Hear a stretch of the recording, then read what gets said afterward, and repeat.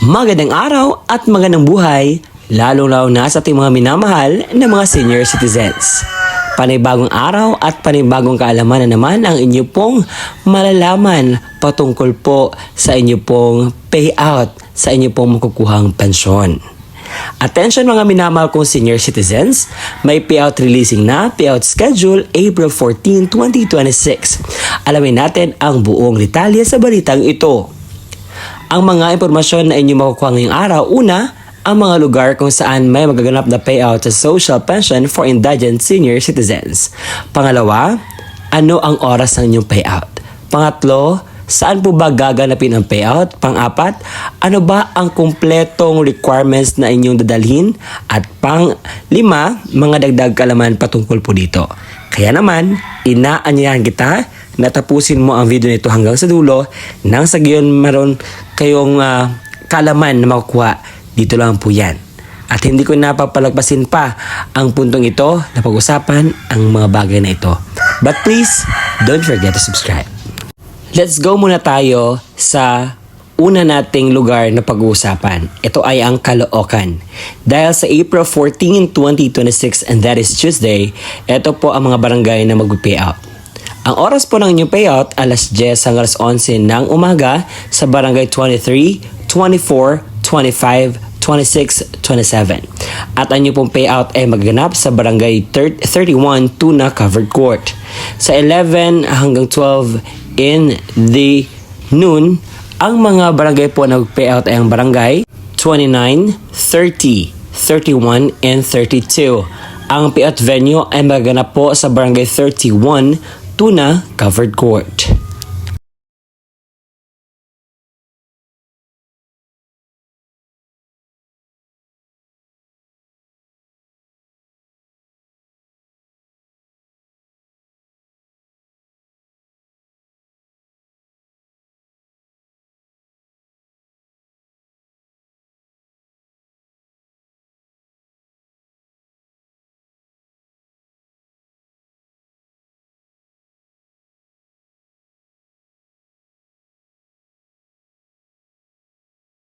Sa Davao City, meron po tayong tinatawag na Annual Financial Assistance para po sa ating mga minamahal na senior citizens. April 14, 2026 ay meron po magaganap na payout sa Barangay Lizada na may 1,247 beneficiaries. Ang pangalawa po sa tinistahan ay ang ROMVI Covered Court dahil doon po mayroong magaganap na payout sa April 14, 2026. Ang oras po ng inyong payout ay alas 9 hanggang alas 3 po ng hapon. At ito po ang kumpletong listahan na dapat nyo malaman kung kayo po ay na bilong pa ba o hindi na.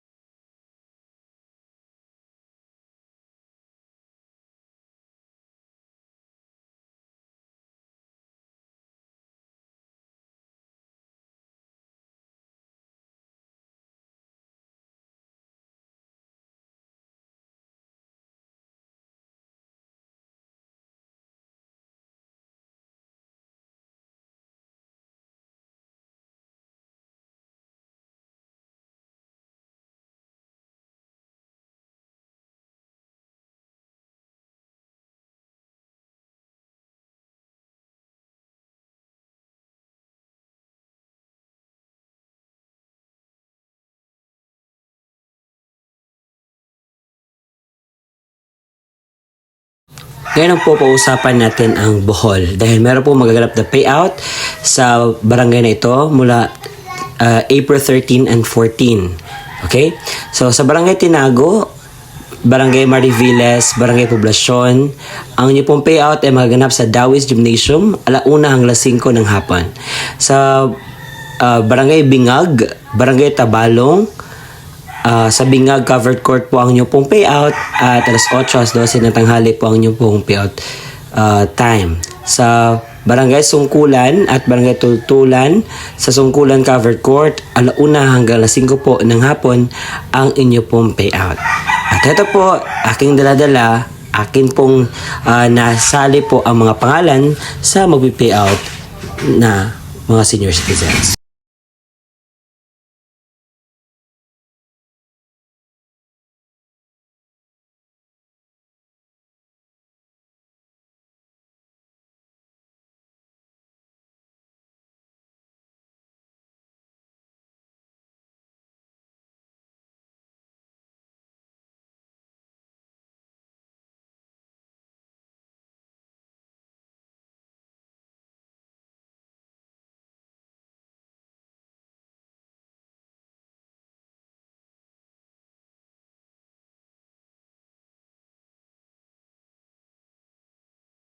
Sa Rosal 1 Covered Court ay meron pong maganap na local pension payout sa April 14, 2026 at yan po ay Martes. Ang oras po ng inyong payout ay 8:00 hanggang 12:00 po ng tanghali.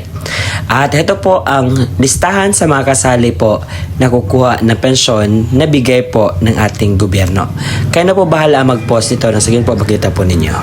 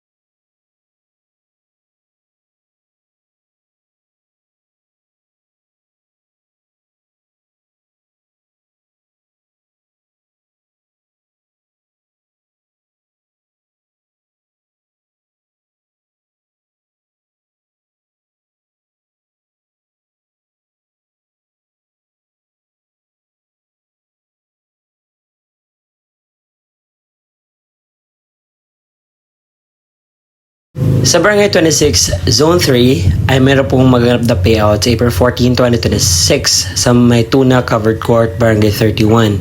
At ito po ang mga listahan sa sinabi ko kanina dahil wala po yung pangalan. Ito po yung mga kumpletong pangalan po na inyo pong basihan sa pagkuha ng payout.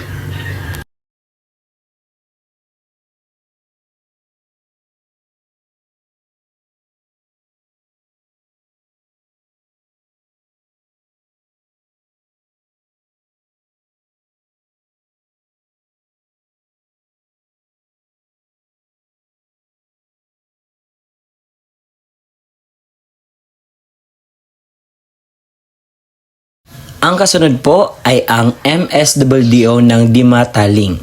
Dahil meron pong magaganap na payout sa April 14, 2026, ang regular social pension, 3,000 pesos. Pero kung ikaw ay local social pension, 500 pesos po ang inyo po matatanggap. At heto po ang mga listahan sa magkukuha ng pensyon, both local and regular pension.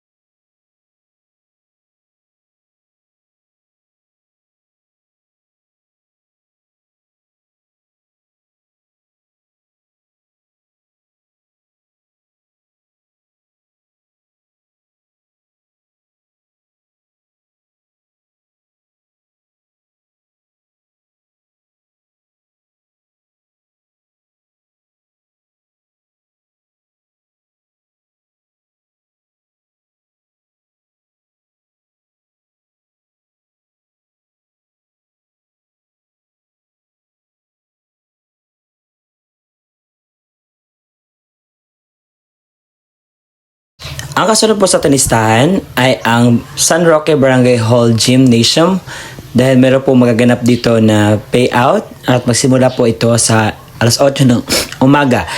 Ang inyong pong payout ay sa April 14, 2026. At heto po ang kumpletong listahan sa mga pensyonadong kasali na kukuha po ng pensyon.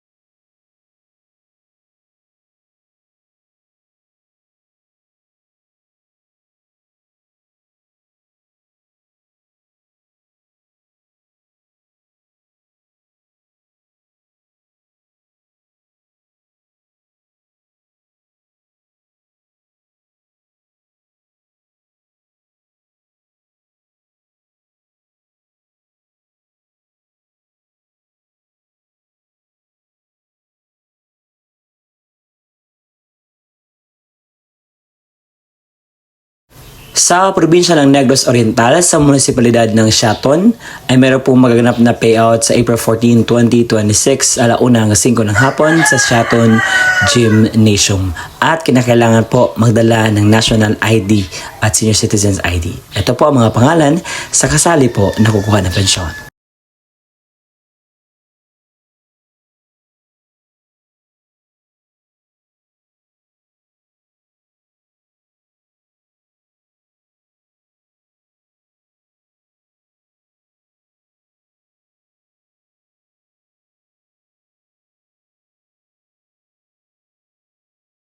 Sa probinsya ng Cebu, sa City of Talisay, ay meron po maganap na payout sa social pension sa April 14, 2026. Alas 9 hanggang alas 3 po ng hapon ang inyo pong payout at magaganap ito sa Manipis Barangay Hall, Manipis, Talisay City, Cebu. At ito po ang mga pangalan na kasali po na kukuha ng pensyon.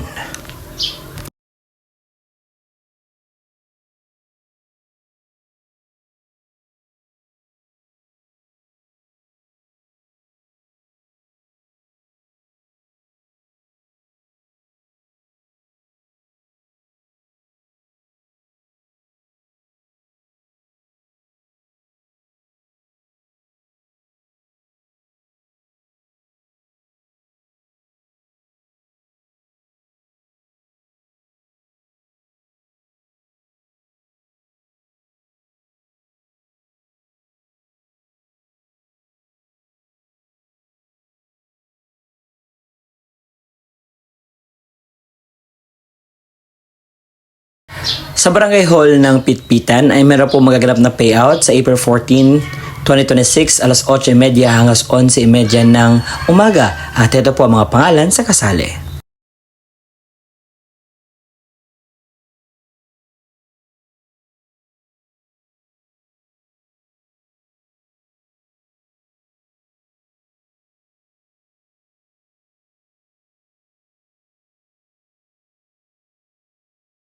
Isang makadiyos at makarizal na araw sa mga kabarangay, meron pong local social pension payout sa April 14, 2026, alas 8 hanggang alas 3 po ng hapon.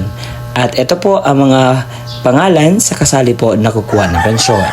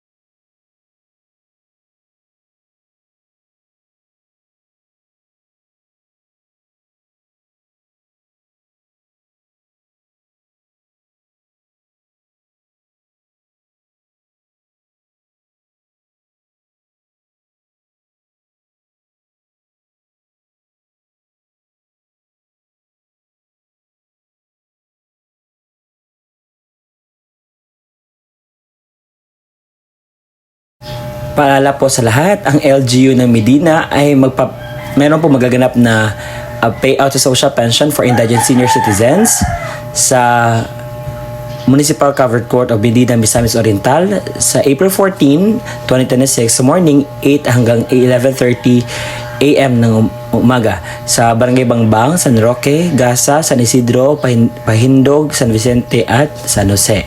Sa afternoon naman, 1:00 alas 3 po ng hapon yung payout at ito po ang mga barangay.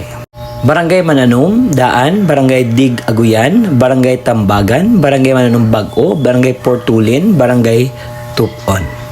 Sa Barangay Iglesia ay meron po maganap na payout sa April 14, 2026 alas 10 hanggang alas 11:30 ng umaga sa lugar po ng Barangay Iglesia Covered Court. Magaganap po ang inyong pong payout sa Social Pension for Indigent Senior Citizens.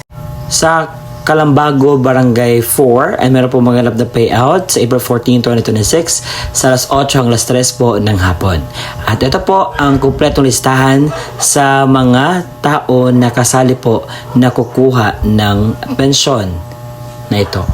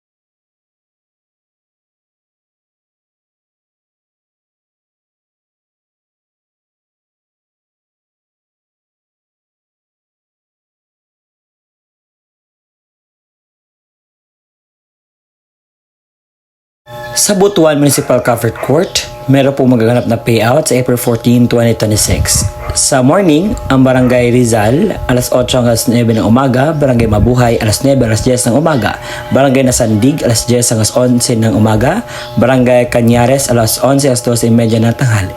Sa hapon naman, Barangay Cavanyes, alauna alas 2 ng hapon, Barangay Panisilhan, alas 2 hanggang alas 13:30 ng hapon, at Barangay Poblasyon, alas 3 hanggang 5 po ng hapon.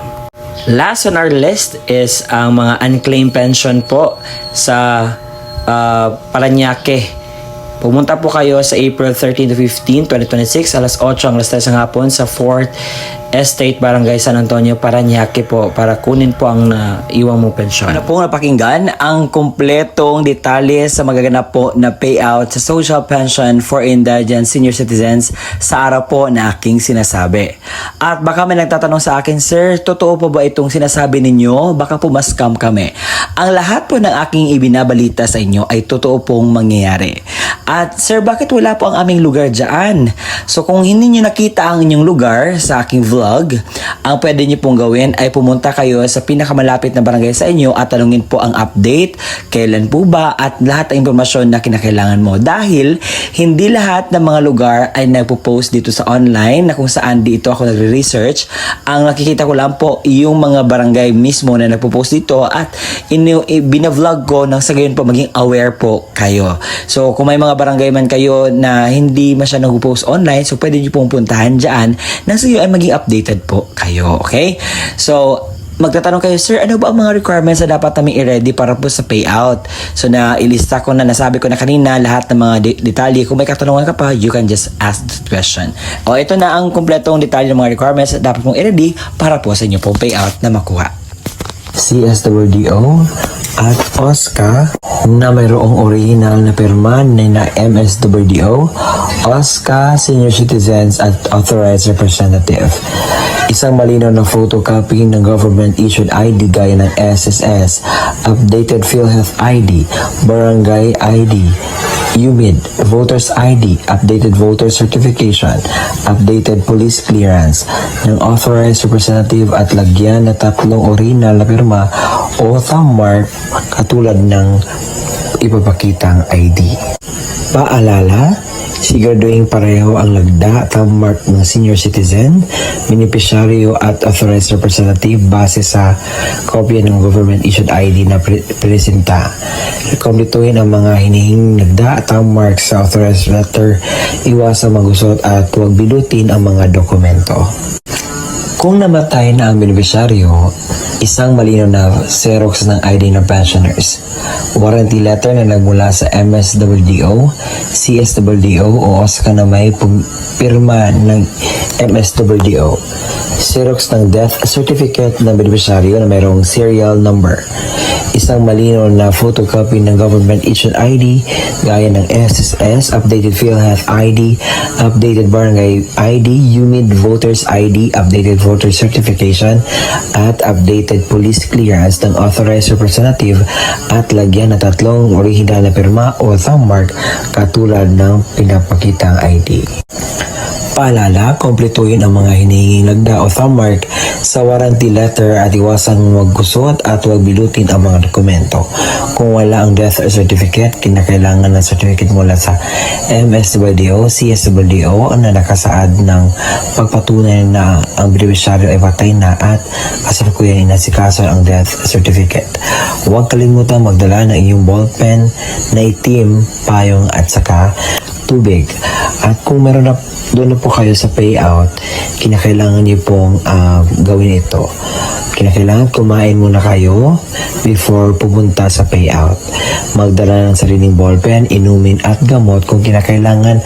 Baka pagdating po doon ay medyo mas ready tayo para maiwasan natin ang mga darating pang mga sakuna. At ang gagawin niyo po is magpila po sumunod sa mga alituntunin ng payout.